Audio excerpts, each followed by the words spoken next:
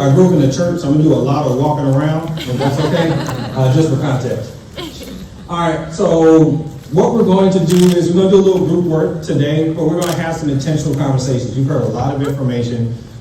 You've heard a lot of stats, a lot of positive from the economic development piece. Thank you for our folks who represent the flag and Volusia well. There's a lot of positives. I think the biggest thing now is we have to craft a vision.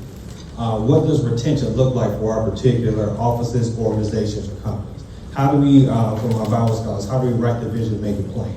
How do we make sure that we can write it so our team members and our employees can run with that information? And that's what we'll do today. So this is a quote that I love that inspires me. The greatness of community is most accurately measured by the compassionate actions of its members. And look around this room. You don't see this across states, across America, things of this nature, of this many diverse faces, perspectives, all coming together for one subject because you love not only yourselves, your companies, but you also love our community. And retention is a part of that love. It's getting people to love your organization and stay, that in turn impacts the rest of us. All right? So I think that's something to just think about. Think about that kind of community aspect. I mean, some people say family. You couldn't pay me to work with my mom, so I will use the term community versus family. That'll be I'll turn into HR the first day. Yelling at me. You need to have a performance review plan yesterday. So a little bit about me. Like I said, I come out of the education space. Raise your hand if you're in higher ed in some capacity. Awesome. The reason why I want to start with that, start making friends with your higher ed people, not just from a workforce transition, but from the idea of we've been doing retention since day one.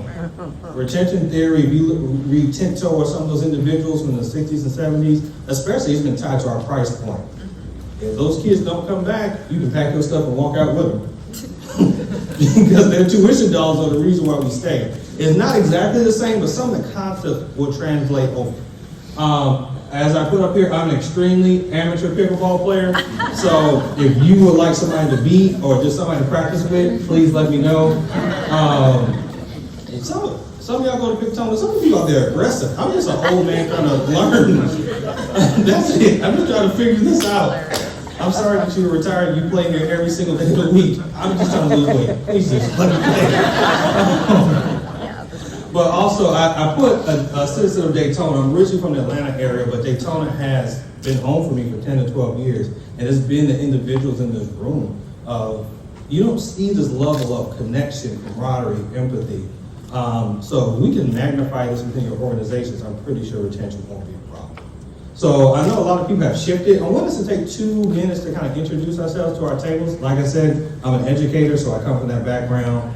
But what I want you to do is say your name, but I want you to describe yourself without using your job title. This is something, not necessarily for this presentation, but Ronnie, stepping back as a human, you are more than your job title. You are more than what they put on your name tag. There's a deeper context of who you are. So I just want you to just talk about who you are, but don't try to use your title. Just talk about who. You might be parent. You might be dog mom, dog parent. Like, who are you outside of that? And just take 2 minutes for me, please. All right.